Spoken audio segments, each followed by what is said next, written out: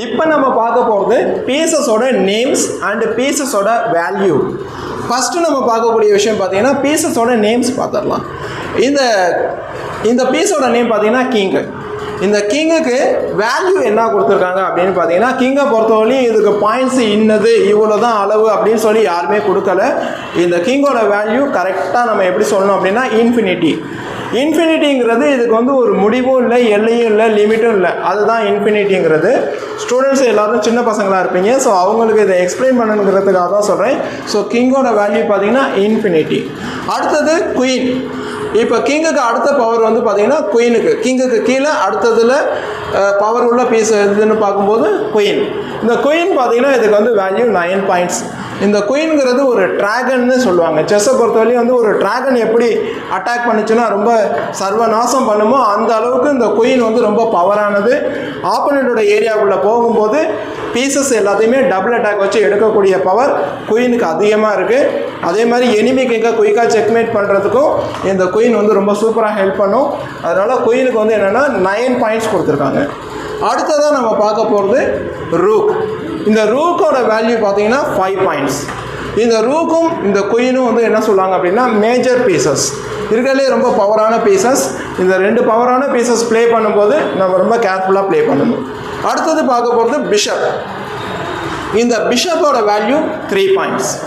Next நைட்டோட value 3 points. இந்த பிஷப்பும் நைட்டும் மைனர் பீசஸ், குயினும் ரூக்கும் மேஜர் பீசஸ். இப்போ இந்த பிஷப் வந்து எப்படி போகும் அப்படிங்கிறதெல்லாம் நான் அப்புறமா சொல்லிக் கொடுக்குறேன். அண்டு நைட்டோட மூமெண்ட்ஸும் நான் அப்புறமா சொல்லிக் கொடுக்குறேன். பட் வேல்யூ பார்த்தீங்கன்னா பிஷப்புக்கும் 3 பாயிண்ட்ஸ் அண்டு நைட்டுக்கும் 3 பாயிண்ட்ஸ். இது ரெண்டுக்கும் என்ன டிஃப்ரெண்ட்டு? சில பேர் கேள்வி கேட்பாங்க ஸ்டூடெண்ட்ஸ் எல்லாம், சார் பிஷப்பு பெருசா நைட்டு பெருசா?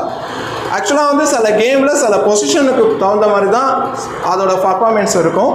அதாவது பிஷப்பை பொறுத்தவரையும் பார்த்தீங்கன்னா அது ரொம்ப ஸ்பீடு பீஸ். இப்போ எக்ஸாம்பிள் இங்கே B1 இருக்குன்னா இமீடியட்டாக H7 போக முடியும், ரொம்ப குயிக்காக போகும், ஒரே மூணு போயிடும். பட் நைட்டுங்கிறது ஸ்லோ பீஸ். இந்த நைட்டுங்கிறது பார்த்தீங்கன்னா இப்போ எக்ஸாம்பிள் இங்கே A1 இல்லை B1 இருக்குன்னா இந்த கார்னர் போகிறதுக்கு ஒரு 5 மூவ்ஸ் இந்த மாதிரி டைம் எடுத்துக்கும். அதனால் பார்த்தீங்கன்னா நைட்டை பொறுத்தவரையும் வந்து அது ஸ்லோ பீஸ். இதுதான் ஒரு டிஃப்ரெண்ட். அடுத்தது நம்ம பார்க்கக்கூடியது பான். இந்த பான் வந்து பார்த்திங்கன்னா இதோட வேல்யூ ஒன்லி 1 பாயிண்ட்.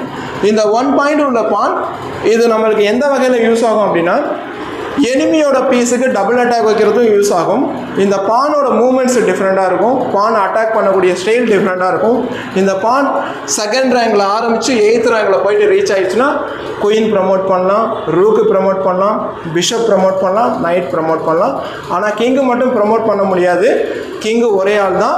அந்த கிங்கு இருக்கிற வரையும் தான் கேம் ப்ளே பண்ண போகிறோம். அந்த கிங்கு அரெஸ்ட் ஆகிடுச்சுன்னா கேமை முடிச்சிடுவோம். அடுத்தது பானை கொண்டு போய் 8th ரேங்கில் வச்சு நான் என்னோடய பானாகவே வச்சுக்கிறேன் அப்படின்னு சொல்ல முடியாது, சொல்லக்கூடாது. ரூல் அப்படி இல்லை. கண்டிப்பாக 8th ரேங்க் போனோன்னே ஏதாச்சும் ஒரு பீஸ் ப்ரமோட் பண்ணி ஆகணும்.